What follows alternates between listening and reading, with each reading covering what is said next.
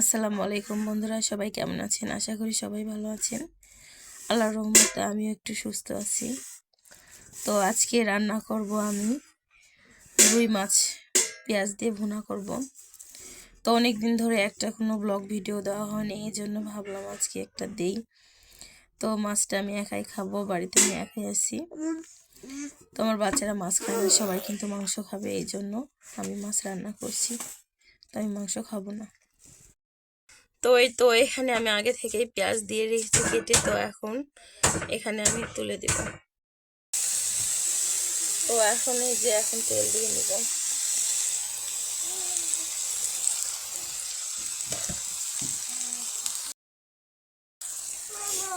খুব সুন্দর করে নাড়াচাড়া করবো। যাও তুমি ঘুমাতে যাও। আমি গ্যাসের চুলায় রান্না করছি ঘরের ভিতরে, এই জন্য একটু আন্দার লাগতেছে, কারণ বাইরে যাবো না, বৃষ্টি অনেক কাদা, ভালো লাগছে না।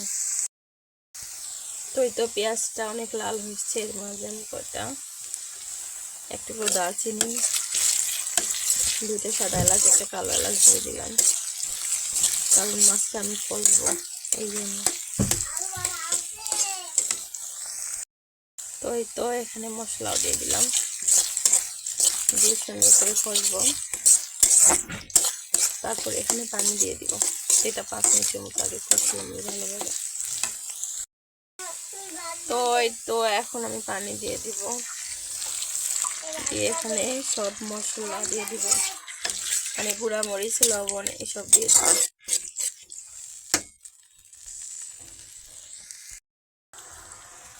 তো গুঁড়া মরিচ দিয়ে নিব, অল্পই দিব, কারণ বেশি ঝাল খাওয়া হবে না। তো গুঁড়া মরিচ দিলাম, আর আজকে রান্না করলাম আর কথা বললাম, কারণ পরে ভয়েস দেওয়ার সময় অনেক বিরক্ত লাগে, এই জন্য ভালো রান্না করবো আর একসঙ্গে কথা বলবো। তো এখানে হলুদ, মরিচ আর লবণটা আমি আগে দিয়েছি, দেখাতে আমার মনে নেই, যাই হোক এখন সুন্দর করে এগুলো আমি কষাবো। তো সুন্দর করে আমি এগুলো নাড়াচাড়া দিব, দিয়ে আবার ভালোভাবে কষাবো।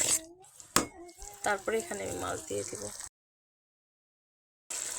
এই যে দেখেন আমার কত সুন্দর করে কষানো হয়েছে। এর মাঝে আমি দিব কত টমেটো, আর টমেটো হচ্ছে আমি ফ্রিজে রাখছি, অনেক বেশি এনেছিল আপনাদের ভাইয়া, এই জন্য আমি ডিবে রেখে দিয়েছিলাম।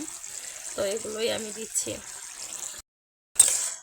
তো টমেটো সুন্দর করে কষিয়ে নেব, কারণ ফ্রিজের টমেটো আবার গন্ধ লাগবে। তো আরও কয়েক মিনিট ধরে আমি টমেটো কষাবো, তারপর মাছ দেবো। তো টমেটো দেওয়ার পর কিন্তু সুন্দর করে কষিয়েছি, দেখেন তেলটা উপরে উঠে চলে এসছে। আমি এখন মাছটা দিয়ে দেব। তো এক হাতে ধরা রান্না করা অনেক বিরক্ত, কি বলবো। এই জন্য আমি ভিডিও তেমন করতে পারি না, আর দিতেও পারি না।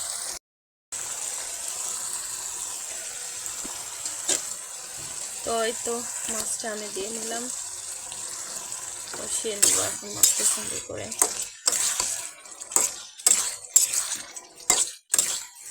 আর কে কেমন করে ভুনা করেন অবশ্যই বলবেন।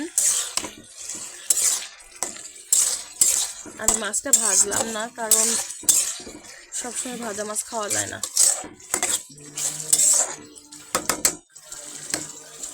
তো আমি সুন্দর করে আবার কষাবো। এই যে দেখেন কত সুন্দর করে কষানো হয়েছে। এখন কিন্তু আমি এখানে ঝোল দিয়ে দেবো, মানে মাছের যে ঝোলটা আছে সেটাই দিয়ে দেবো।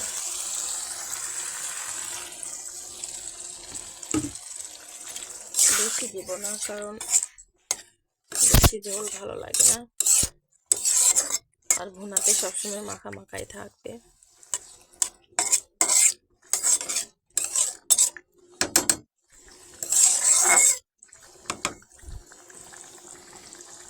তো আমি কিন্তু ঝোল দিয়ে নিলাম। এখন এটা মরে গেলে, পানিটা মরে গেলে আমার মাছটা হয়ে যাবে, ঠিক আছে। তো আমার মাছটা কিন্তু কষানো হয়ে গেছে, দেখতে পাচ্ছেন কত সুন্দর কালার আর কত সুন্দর দেখতে হয়েছে। ওকে কেমন করে খান অবশ্যই জানাবেন। আমি কিন্তু এগুলো খাবো, একাই খাবো। কারণ আমার বাচ্চারা এগুলো খাবে না, ওদের জন্য মুরগির মাংস আছে। তো সবাই ভালো থাকবেন। আমার রেসিপিটি ভালো লাগলে সবাই শেয়ার করবেন, লাইক করবেন, কমেন্ট করবেন। আর যারা আমার পাশে এতক্ষণ ছিলেন তাদেরকে অসংখ্য অসংখ্য ধন্যবাদ। সবাই ভালো থাকবেন। আল্লাহ হাফিজ।